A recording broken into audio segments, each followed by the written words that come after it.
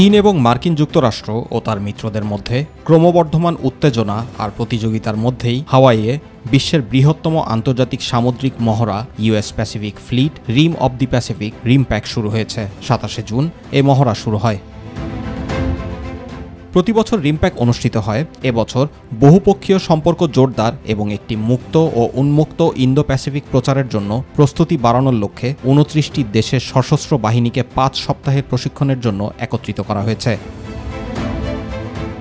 মূলত এ মহড়া শুরু হয়েছিল ১৯৭১ সালে অস্ট্রেলিয়া, কানাডা ও যুক্তরাষ্ট্রের মধ্যে। তবে চলতি বছরের মহড়ায় দক্ষিণ কোরিয়া, জাপান এবং ভারতের সামরিক বাহিনী, সেই সঙ্গে দক্ষিণ পূর্ব ও দক্ষিণ এশিয়ার দেশগুলো, লাতিন আমেরিকা এবং ৭টি ইউরোপীয় দেশ অংশ নিচ্ছে।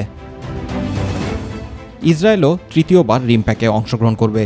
এদিকে ইসরায়েল এই বৃহৎ মহড়ায় অংশ নেবে ঠিকই, তবে মহড়ায় তাদের কোনো বিমান বা জাহাজ থাকবে না বলে রিমপ্যাকের পাবলিক অ্যাফেয়ার্স নিশ্চিত করেছে। অপরদিকে গাজা যুদ্ধের প্রেক্ষাপটে ইসরায়েলের এই অংশগ্রহণের বিরুদ্ধে এ অঞ্চলের ফিলিস্তিনপন্থী গ্রুপগুলো প্রতিবাদ জানিয়েছে।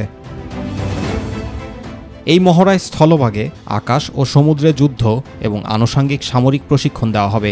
১৫০টি বিমান, ৪০টি সারফেস জাহাজ, ৩টি সাবমেরিন সহ ২৫,০০০-এর বেশি সামরিক সদস্যকে জল ও স্থলভাগে অবতরণ, শহুরে যুদ্ধ প্রশিক্ষণ, সাবমেরিন ধ্বংস, জাহাজ ডুবানোর অনুশীলনের পাশাপাশি সাইবার এবং স্পেস অপারেশনের বিষয়ে প্রশিক্ষণ দেওয়া হবে।